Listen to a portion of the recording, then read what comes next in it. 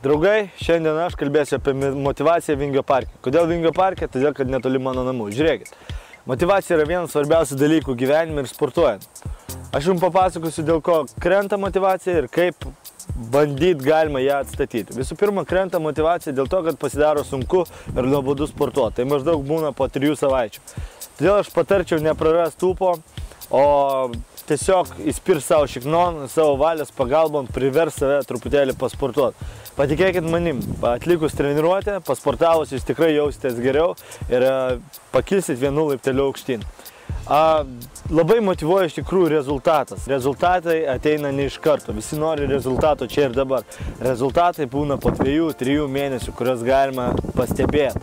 Taip, kad patarčiau nusifotografuoti save, galima kartą į savaitę, kartą į mėnesį. Darykit tai, žiūrėkit ir raskite skirtumus. Tai tikrai labai motyvuoja. Ir kuo toliau, kuo daugiau jūs skirsite laiko savo, tai jūs labiau motyvuos.